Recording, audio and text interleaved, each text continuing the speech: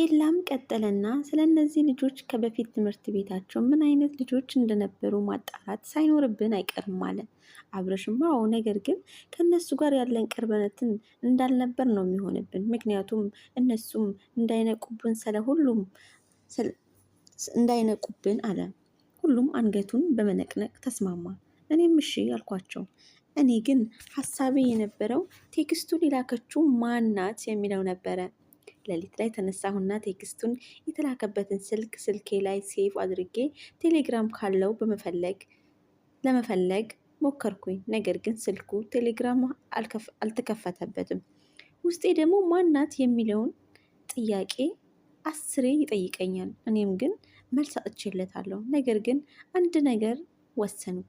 ማንነቷን ለማወቅ በቴክስት እሷኑ ማውራት እና ስለ ማንነቷ ማጣራት። በቃ ያለኝ ምርጫ ይሄ ነው። ምክንያቱም ያለኝ ስልኳ ብቻ ነው። ግን መደወል እችላለሁ ለካ።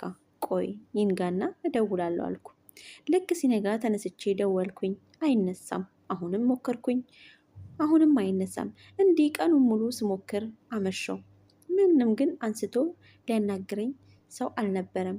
አብረሽ 10 ስደውል አይቶ ማን ጋር ነው የምደውለው ጠየቀኝ። እኔም ማታ በቴክስት የነገረች ልጅ ጋር አልኩትኝ። እሱም ከት ብሎ ሳቀ እና ቆይ አንተ ይሄን ያክል ለማንነቷ ማወቅ ለምን ፈለግ አለኝ። እኔ እንጃ አላቅም፣ ብቻ ግን ውስጤ ስለ ማንነቷ ማወቅ እፈልጋለሁ። ለምን እንደሆነ ግን አላቅም አልኩ። እሺ ግን ወንድ ትሁን ሴት በምን አወክ ብሎ ቁጭ። እውነት እኮ ነው። አሁን ሴት መሆኗን በምን አውቄ ነው እሷ ያልኩኝ የማወራው ብዬ የራሴን ጠየቅኩኝ።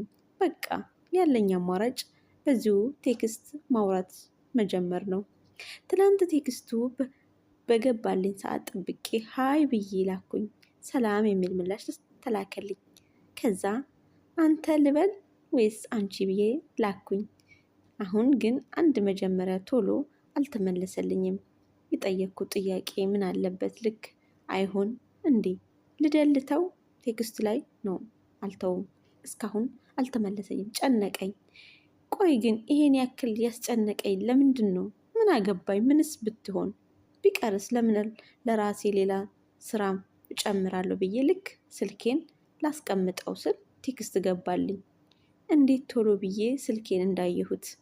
ነገር ግን ቴክስቱን ካየሁት በኋላ በራሴ ነው ያፈርኩት። በቃ በጣም ነው በራሴ የተናደድኩት። በአንድ ቴክስት እንደዚህ ካወዛግብ ራሴን እስከ ማስጨነቅ ድረስ ያደረስኩት እንደዚህ ተቻኩዬ ያየሁት ቴክስት ከቴሌ የተላከ ቴክስት ነበር። በወቅቱ የተሰማኝ ስሜት በቃ ቃላት የለኝም። ትንሽ ቆይታ ቴክስት ገባልኝ። ሳየው ስጠብቀው የነበረው ቴክስት ነው። ይቅርታ ስለዘገየው እራት እንድበላ ወደ እታች ወርጄ ስለነበር ነው የሚል ጽሑፍ ነበረ የተላከልኝ። ሰዓቱን ሳየው የግቢ እራት መብያ ሰዓት ነው። ግን ደግሞ የሀብታም ልጅ የሆነ ቢሆን ብዬ ግራ ተገባው እና የት ግቢ ነው ብዬ ጻፍኩኝ።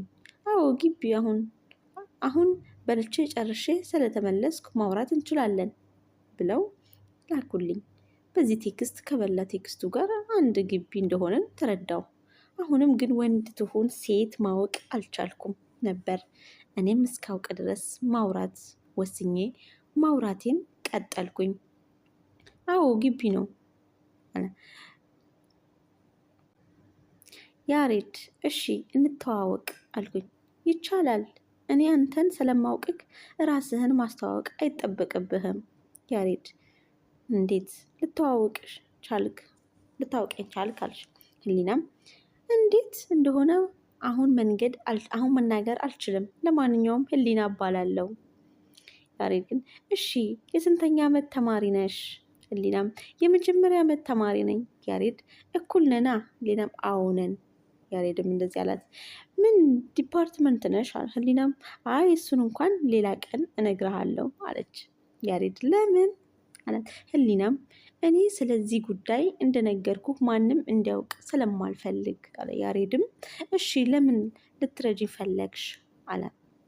ህሊናም እሱን እኔም አላውቅም፣ ብቻ ውስጤ እንዲረዳህ ስለነገረኝ አደረግኩት አለችው። ያሬድም ውስጥሽ ስላለሽ ብቻን ያለምንም ምክንያት እንዴት ልትረጅኝ ቻልሽ አላት። ህሊናም ቆይ አንድን ሰው ለመርዳት ምክንያት ያስፈልጋል እንዴ? ሰው በመሆን ብቻ እኮ ልረዳህ ይገባል ወይስ የሚያውቁት ሰው ለመርዳት ሌላ ምክንያት ሊኖረው ይገባል ነው የምትለው? ሰብአዊነት የሚባል ነገር አለ እኮ። ሰው በመሆንም ብቻ የሚሰማህ ወይስ አንተን የረዳኸው በእኔና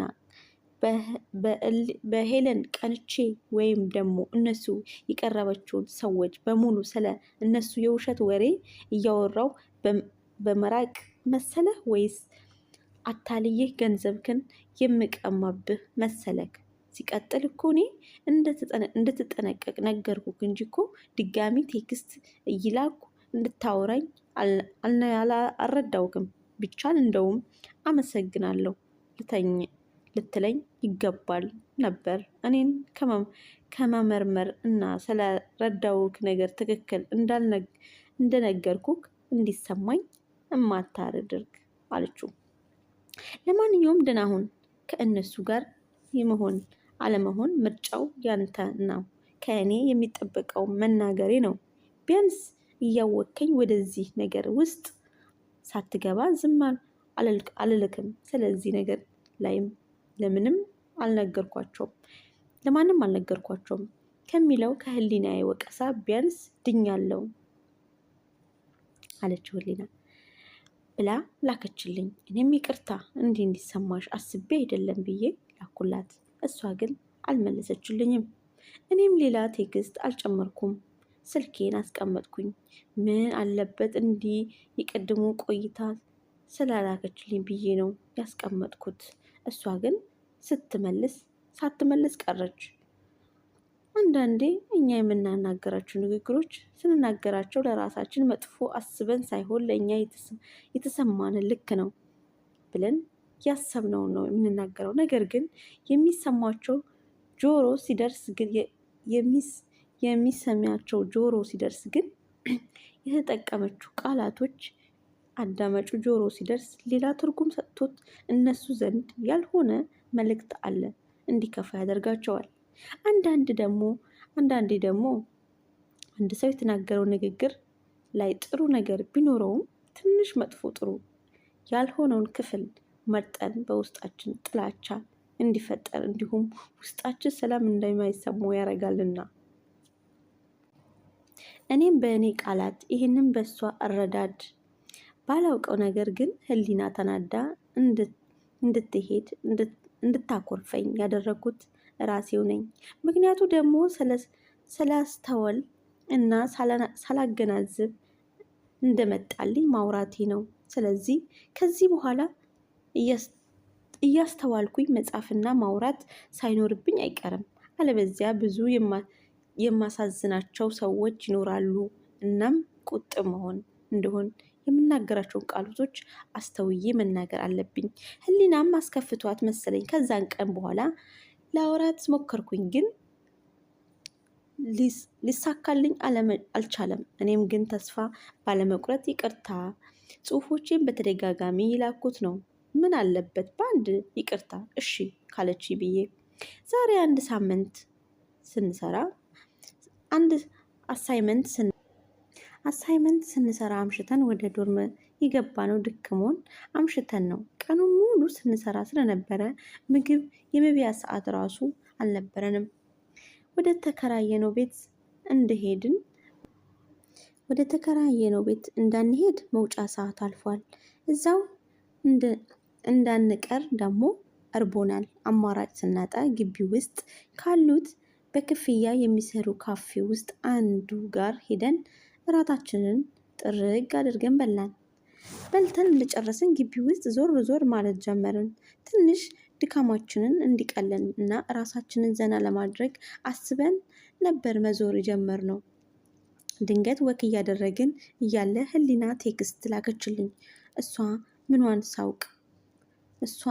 መሆኗን ሳውቅ ካልተቀመጥን ብዬ ሜዳ ላይ ሄደን ተቀመጥን። በቃ እነሱን ረስቼ በቃ ወሬ ከህሊና ጋር ብቻ ሆነ። ቴክስቱ ምን እንደሆነ ለማየት ጊዜ አልፈጀብኝም ነበር። ቶሎ ነው የከፈትኩት። ህሊና አረ ችግር የለውም ምንም እኮ አላጠፋህም አለችው። እኔም እና ምን ካላጠፋው ለምን አኮረፍሽኝ? ህሊናም አኩርፌህ እኮ አይደለም። ያሬድም እና ባታኮርፊኝ ነው ይሄን ሁሉ ቀን ሳውራሽ ይዘጋሽኝ? ህሊናም በእርግጥ አልዋሽህም ተናድጄብህ ነበር። ያው በንዴት ላይ ሆኜ ብናገርህ ጥሩ አይሆንም ብዬ ነው ዝም ያልኩህ። ያሬድ እሺ ታዲያ ይቅርታዬን ተቀበለሽኛል? ህሊናም አይ አልተቀበልኩህም። ያሬድ ለምን ይሄንን ጥፋቴ ይቅር የማያስብል ነው እንዴ አላት። ነይ ይቅርታ አጠያየቅህ ደስ አላለኝም። ያሬድም አልገባኝም፣ እንዴት ነበር ይቅርታ መጠየቅ የነበረብኝ አላት። ህሊናም ተንበርክክህ ነዋ። ያሬድም እና ተንበርክክ የለ እንዴ? ህሊናም መቼ? ያሬድን ይቅርታ ስጠይቅሽ ነዋ። ህሊና ኧረ እባክህ ማን ነው? እኔ አላየሁህ ታዲያ። ያሬድም ምን ችግር አለው ስንገናኝ ታይወለሽ። ህሊናም እሺ ለማንኛውም ይቅርታህን ተቀብያለሁ፣ ለወሬው ድምቀት ነው እንደዚህ ያልኩክ። ያሬድም ይቅርታዬን ስለተቀበልሽኝ። ህሊናም ምንም አይደል። በቃ ከዚህ በኋላ ምን ብዬ እንደማወራት ግራ ገባኝ። የምጽፈው ቢጠፋብኝ ግራ ቢገባኝ በቃ ደህና ደሪ ብያት ወሬውን ቋጨሁት።